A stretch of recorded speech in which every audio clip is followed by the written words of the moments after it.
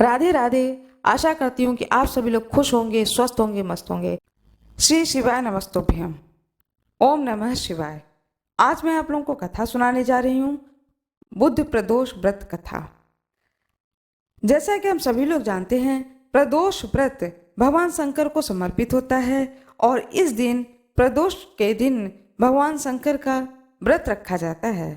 प्रदोष के दिन प्रदोष काल में ही शाम के समय में, प्रदोष काल के समय में 5:30 से 7:30 के बीच में यह शुभ मुहूर्त होता है भगवान शंकर की पूजा करने की, अभिषेक करने की, कथा सुनने की और आरती करके प्रसाद लेकर के शिवालय से अपने घर को आने का सबसे शुभ मुहूर्त यही होता है, भगवान शिव की आराधना करने का। जो कोई भी प्रदोष व्रत को धारण करते हैं उन्हें शिवालय में जाकर के, जो कि आपके घर के आसपास कोई भी शिवालय हो, तो उस शिवालय में जाकर के प्रदोष काल में भगवान शंकर का जल अभिषेक करके, धूप दीप नैवेद्य भोग लगा करके, फूल माला चढ़ा करके कथा को सुनना चाहिए। उसके बाद आरती करनी चाहिए। भगवान शंकर से क्षमा प्रार्थना करके, भोले बाबा से अपने दिल की बात कह करके शिवालय से अपने घर आना चाहिए। अपने हाथ में पुष्प और अक्षत ले लें और कथा का रसपान करें। आज मैं आप लोगों को कथा सुनाने जा रही हूँ, बुद्ध प्रदोष व्रत कथा। अब मैं कथा सुनाने जा रही हूँ। अपने हाथ में पुष्प और अक्षत अवश्य ले लें। एक समय एक व्यक्ति अपनी पत्नी को विदा कराने के लिए अपने ससुराल गया। वहां पर कुछ दिन रहने के बाद में उसने अपने सास ससुर से अपनी पत्नी को विदा करने के लिए कहा, किंतु सबने कहा कि आज बुधवार का दिन है, आज के दिन गमन नहीं करते हैं। वह व्यक्ति नहीं माना और हट कर बैठा कि बुधवार के ही दिन अपनी पत्नी को विदा करके मैं ले जाऊंगा। अंत में उसकी पत्नी की विदा कर दी गई और वह नगर को चल पड़ा। राह में उसकी पत्नी को प्यास लगी तो उसने अपने पति से कहा कि मुझे बहुत जोर से प्यास लगी है। तब वह व्यक्ति लोटा लेकर रथ से उतरकर जल लेने चला गया। जैसे ही वह व्यक्ति पानी लेकर अपनी पत्नी के निकट आया तो वह यह देखकर आश्चर्यचकित रह गया कि ठीक उसकी ही जैसी सूरत वाला, उसकी जैसी ही वेशभूषा वाला एक व्यक्ति उसके पत्नी के साथ रथ में बैठा हुआ है। उसको अत्यंत क्रोध आया और उसने कहा कि तू कौन है जो मेरी पत्नी के निकट कैसे बैठा है? दूसरा व्यक्ति बोला, यह मेरी पत्नी है, मैं अभी अभी ससुराल से विदा कराकर ला रहा हूँ। वे दोनों व्यक्ति आपस में झगड़ने लगे। तभी राज के सिपाही आए और जो व्यक्ति लोटा लेकर जल लेने गया था उस व्यक्ति को पकड़ लिया और कहा कि चलो अब इसको नगर में राजा के समक्ष ले चलते हैं। साथ ही स्त्री से भी पूछा गया कि तुम बताओ तुम्हारा असली पति कौन है। अब पत्नी भी चुप हो गई क्योंकि दोनों ही व्यक्ति एक जैसे थे। वह किसी प्रकार अपने पति को नहीं पहचान सकी। तब वह पत्नी, वह स्त्री बुधवार भगवान को याद करने लगी, गणेश भगवान को याद करने लगी। वह व्यक्ति भी ईश्वर से प्रार्थना करने लगा और बोला, हे परमेश्वर, यह कैसी लीला है, सच्चा झूठा कुछ भी पता नहीं चल पा रहा है। तभी आकाशवाणी हुई कि हे मूर्ख, आज बुधवार के दिन तुझे गमन नहीं करना था, तूने किसी की बात की नहीं मानी। यह सब लीला बुद्ध देव भगवान की है। उस व्यक्ति ने बुद्ध देव से प्रार्थना करी और अपनी गलती के लिए क्षमा मांगी। तब बुद्ध देव जी अंतर्ध्यान हो गए और वह अपनी स्त्री को लेकर घर आया तथा बुधवार का व्रत वे दोनों पति पत्नी नियम पूर्वक करने लगे।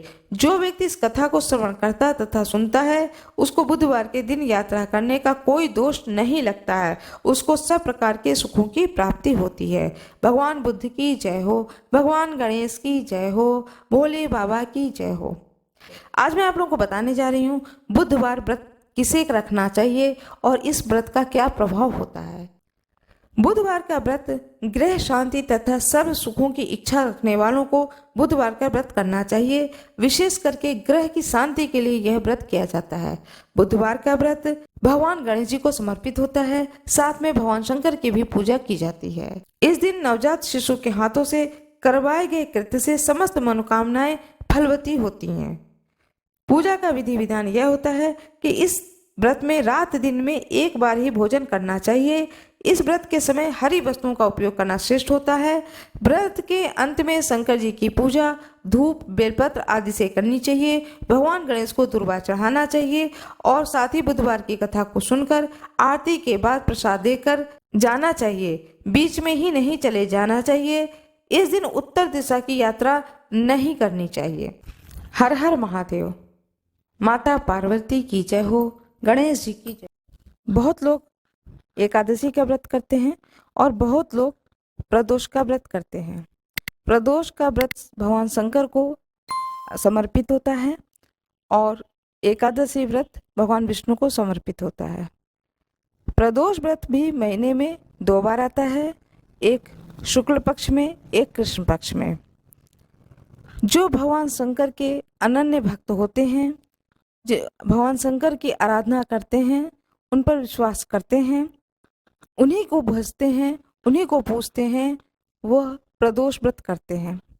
जैसा कि हम सभी लोग जानते हैं, भगवान शंकर तो अवधरदानी हैं। वो तो विचार ही नहीं करते हैं कि इसके भाग्य में ये चीज है या नहीं है। यदि वो प्रसन्न हो गए तो वह सारी मनोकामनाओं की पूर्ति कर देते हैं। तुलसीदास जी लिखते हैं विनय पत्रिका में कि वह ब्रह्मा जी कहते हैं जाकर के विष्णु भगवान से कि बताइए, जो मैंने भाग्य में नहीं लिखा है, यदि मैंने किसी व्यक्ति के भाग्य में घर नहीं लिखा है तो भोले बाबा उसको महल दे देते हैं रहने के लिए। मैंने किसी के भाग्य में यदि पुत्र या कोई पुत्री संतान नहीं दी है, लेकिन भगवान शंकर की आराधना करके वह व्यक्ति ये भी प्राप्त कर लेता है, संतान की प्राप्ति कर लेता है। यह ऐसे अवधरदानी है। ब्रह्मा जी पूछते हैं भगवान विष्णु से जाकर के कि बताइए, मेरा लिखा हुआ ही कट जाता है। भगवान विष्णु सुनते हैं और मुस्कुरा देते हैं और कहते हैं उनका नाम ही है भोले भंडारी, वह तो भोले हैं ही हैं। उनको मैं कुछ नहीं कहूँगा, उनसे मैं किसी तरह की कोई बात नहीं कहूँगा कि ब्रह्मा जी ने उसके भाग्य में नहीं लिखा है तो आप उसे क्यों दे रहे हैं। इस तरह का कोई प्रश्न मैं भोले बाबा से नहीं करूँगा, क्योंकि भोले बाबा मुझे भी बहुत प्रिय हैं। यानी भगवान विष्णु को भी भगवान शंकर बहुत प्रिय हैं। वो जो भी करते हैं भगवान विष्णु खुश रहते हैं कि वह उन्हें बहुत मानते हैं। इस तरह से वह एक दिव्य धाम की बात है कि वहाँ दिव्य धाम ब्रह्मलोक जो भी कहें, जहाँ भगवान शिव और भगवान विष्णु दोनों की आराधना करते हैं और दोनों एक दूसरे के इस तरह से परस्पर प्रेम पूर्वक भाव रखते हैं एक दूसरे के प्रति। हाँ, ब्रह्मा जी को थोड़ा जरूर परेशानी होने लगती है कि मैं जिसको को भाग्य में भी नहीं लिखा हूँ वह व्यक्ति अपने भाग्य को बदल सकता है भगवान शंकर की पूजा करके। प्रदोष व्रत करने से इन चीजों की ही प्राप्ति होती है। जब धर्मराज राज्यच्युत होकर अपने भाइयों के साथ वन में चले गए थे, तब उन्होंने भगवान कृष्ण से अपने कष्टों को लेकर जो प्रश्न किया था, उस कथा को आप सुनिए। युधिष्ठिर भगवान कृष्ण से पूछते हैं कि हे पुरुषोत्तम, ऐसा कौन सा उपाय है जिससे हम वर्तमान में संकटों से मुक्त हो सकें, हम लोगों को आगे किसी प्रकार का कष्ट न भोगना पड़े, कृपया ऐसा उपाय बताएं। स्कंद कुमार जी कहते हैं कि जब युधिष्ठिर ने विनम्र भाव से हाथ जोड़कर बार बार अपने कष्टों के समाधान का उपाय पूछने लगे, तो भगवान श्री कृष्ण ने कहा कि हे राजन, प्रत्येक कामनाओं को पूरा करने वाला एक महान गुप्त व्रत है। युधिष्ठिर, इस व्रत के बारे में मैंने कभी किसी को नहीं बताया। हे राजन, प्राचीन समय में तब सतयुग था। तब पर्वतराज हिमांचल की कन्या पार्वती ने शंकर जी को पति रूप में पाने के लिए घने वन में जाकर कठोर तपस्या की, लेकिन भगवान शिव प्रसन्न नहीं हुए। तब पार्वती जी ने गणेश जी का स्मरण किया। गणेश जी उसी क्षण प्रकट हो गए, जिसे देखकर पार्वती जी ने पूछा कि मैंने कठोर, दुर्लभ और लोमहर्षक तपस्या की, लेकिन भगवान शिव को प्राप्त न कर सकी। कृपया करके आप मुझे अपने कष्ट विनाशक दिव्य व्रत, जिसे नारद जी ने कहा है, उसके महत्व के बारे में बताइए। पार्वती जी की बात सुनकर गणेश जी उस कष्टनाशक शुभदायक व्रत का वर्णन करने लगे। गणेश जी ने कहा, अत्यंत पुण्यकारी और समस्त कष्टनाशक व्रत को कीजिए, इससे आपकी सारी मनोकामनाएं पूर्ण होंगी और जो व्यक्ति इस व्रत को करेगा उसे सफलता जरूर मिलेगी। श्रावण मास के कृष्ण पक्ष की चतुर्थी तिथि की रात में चंद्रदेव का पूजन करना चाहिए। उस दिन मन में संकल्प लेना चाहिए कि जब तक चंद्रोदय नहीं होगा तब तक मैं भोजन नहीं करूंगी, अतः निराहार रहूंगी। पहले गणेश पूजन करके ही भोजन करूंगी। इसके बाद सफेद तिल के जल से स्नान करना चाहिए। फिर मेरे पूजन करने के बाद में अपनी सामर्थ्य के अनुसार सोना, चांदी, तांबा, मिट्टी के कलश में जल भरकर उस पर गणेश जी की प्रतिमा स्थापित करनी चाहिए। मूर्ति को कलश पर पहले एक वस्त्र बिछाएं, उसके ऊपर अष्टदल कमल बनाएं की आकृति बनाएं और फिर उस मूर्ति को वहां पर स्थापित कर दें और इसके बाद षोडश उपचार विधि से पूजन करें।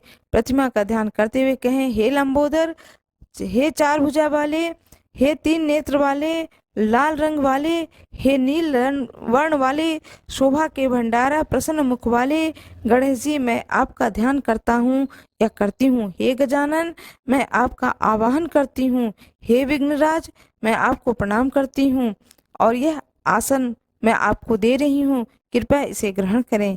इसके बाद कहें, हे लंबोदर, यह आपके लिए पाद्य है। यह हे शंकर सुमन, यह आपके लिए अर्ध है। हे उमापुत्र, यह आपके लिए स्नानार्थ जल है। हे वक्रतुंड, यह आपके लिए आचमनीय जल है। हे शूर्पकर्ण, यह आपके लिए वस्त्र है। हे सुशोभित, यह आपके लिए यज्ञोपवीत है। हे गणेश्वर, आपके लिए यह रोली चंदन है। हे विघ्न विनाशक, यह आपके लिए फूल है। हे विकट, यह आपके लिए धूपबत्ती है। हे वामन, यह आपके लिए दीपक है। हे सर्वदेव, यह आपके लिए लड्डू का नैवेद्य है। हे देव, आपके निमित्त यह फल है। हे विघ्नकर्ता, आपके निमित्त मेरा प्रणाम है। प्रणाम करने के बाद क्षमा प्रार्थना करें। इस तरह से षोडश उपचार करके भगवान को भोग लगाएं। हे देवी, देसी घी से 15 लड्डू बनाएं। सबसे पहले भगवान को लड्डू अर्पित करें, फिर उसमें से 5 लड्डू ब्राह्मणों को दे दें। अपने सामर्थ्य के अनुसार दक्षिणा दें। फिर चंद्रोदय पर चंद्रमा को अर्घ दें। अर्घ देते समय यह कहें कि हे देवी, तुम सब तिथियों में सर्वोत्तम हो। हे गणेश जी के प्रिय हो। हे चतुर्थी, हमारे अर्घ को ग्रहण करो, तुम्हें मेरा प्रणाम है। इसके बाद फिर 5 लड्डू का खुद भोजन करें। फिर कहें, हे लंबोदर, आप हर व्यक्ति की इच्छाओं को पूरा करने वाले हैं, आपको मेरा प्रणाम है। हे समस्त विघ्नों के नाशक, आप मेरी कामनाओं को पूर्ण करें। तत्पश्चात ब्राह्मण की प्रार्थना करें। हे दिव्यराज, आपको नमस्कार है, आप साक्षात देव स्वरूप हैं। गणेश जी की प्रसन्नता के लिए हम आपको लड्डू समर्पित कर रहे हैं, हम आपको नमस्कार करते हैं। इस प्रकार ब्राह्मणों को भोजन करा के गणेश जी से प्रार्थना करें। प्रार्थना करके प्रतिमा का विसर्जन कर दें और अपने गुरु को अन्न, वस्त्र आदि दक्षिणा के साथ मूर्ति दे दें। विसर्जन करते हुए कहें कि देवों में श्रेष्ठ गणेश जी, आप अपने स्थान को प्रस्थान कीजिए और इस व्रत पूजन का फल हमें दीजिए। हे सुमुखी, इस तरह से गणेश चतुर्थी की व्रत करना चाहिए। यह व्रत जन्म भर या 21 वर्ष तक किया जा सकता है। यदि इतना करना ही संभव न हो तो 1 वर्ष तक इस व्रत को करें। यदि तब भी संभव न हो तो वर्ष के 1 मास को तो अवश्य ही व्रत करें। सावन चतुर्थी को व्रत का उद्यापन कर सकते हैं। इस तरह से इस कथा को सुने। कथा को सुनने से पहले आप अपने हाथ में दाहिने हाथ की गदेरी में फूल, चावल और थोड़ा सा जल अवश्य रख लें। जब इस पूरे कथा को सुन लें तो उस अक्षत फूल को भगवान गणेश जी के सामने समर्पित कर दें। जो भी आपके पास में भोग की वस्तु हो, धूप, दीप, नैवेद्य सब दिखाएं। गणेश जी की प्रतिमा का पूजा करें। उसके बाद में आरती करें, गणेश जी की स्तुति करें और स्तुति करने के बाद में अपने बड़े भाव से गणेश जी से प्रार्थना करें। गणेश जी को भोग में लड्डू अवश्य लगाएं, मोदक हो तो मोदक लगाएं। गणेश जी को दुर्वा बहुत पसंद है, दुर्वा अवश्य चढ़ाएं। 11 या 21 दुर्वा का एक गांठ बना लें और गांठ बना करके भगवान गणेश जी के सामने रख दें और गणेश जी को पीला सिंदूर अवश्य लगाएं। जब आप चंद्रमा को अर्घ दें तो जिस लोटे से चंद्रमा को अर्घ दें उस जल में थोड़ा सा दूध, कच्चा दूध थोड़ा सा डाल लें। मीठे में कुछ भी डालें, चाहे बतासा डालें, चाहे शक्कर डालें, चाहे कोई सफ़ेद बर्फी वगैरह मीठा आपके पास हो तो वो डालें। इस तरह से डाल करके चंद्रमा को अर्घ दें। इससे चंद्र देवता की भी कृपा आपको प्राप्त होगी। इस तरह से भगवान गणेश जी की बड़े ही मन से भाव से पूजा करें। गणेश जी की स्तुति अवश्य करें। जो गणेश जी का द्वादश नाम है, प्रणम्य शिष्या देवी गौरी पुत्रम विनायकम भक्तावासम स्मरणते कामा सिद्ध अर्थे प्रथम वक्रतुंडम च एकदंतम द्वितीयम तृतीयम किशमिकाक्षम गजवकतम चतुर्थकम लंबोदरम पंचम च षष्ठम विकटमेव च सप्तम विघ्न राजम धूम्रवर्ण तथा अष्टकम नवम भालचंद्रम दशम तु विनायकम एकादश गणपति द्वादश तु गजाननम द्वादश शैतान्य च विघ्नमेव तस्य सर्व सिद्धिकरम प्रभु। इस श्लोक को, इस स्तुति को, यह गणेश जी के 12 नाम हैं, इसे अवश्य पढ़ें। इन 12 नामों के पढ़ने से गणेश जी बहुत ही प्रसन्न होते हैं और धन, संपत्ति, आयु, व्यापार में हानि हो रहा है तो वह भी दूर होता है और सारे विघ्न को भगवान गणेश जी दूर करते हैं और सारे कार्य बनने लगते हैं। सबका मंगल हो। इस स्तुति को जरूर पढ़ें। आशा करती हूँ कि आप लोगों को यह जानकारी अच्छी लगी होगी। यदि आप लोगों को सारा दिन जो कोई भी व्रत धारण करे भगवान शंकर का, उसे चाहिए कि सारा दिन किसी भी प्रकार के सांसारिक प्रपंच में ना पड़े। सारा दिन ओम नमः शिवाय, ओम नमः शिवाय इस तरह से भगवान शंकर का नाम को जपते रहें, इस मंत्र को जपते रहें और किसी की चुगली ना करें, किसी की चुगली ना सुने, झूठ ना बोलें, कोई भी गलत बात ना बोलें, ताकि आपका व्रत जो है उसका पूर्ण फल आपको प्राप्त हो सके और भगवान शंकर की कृपा प्राप्त हो सके, वो आपके व्रत और पूजन से आप पर प्रसन्न हो। आशा करती हूँ कि आप लोगों को यह जानकारी अच्छी लगी होगी।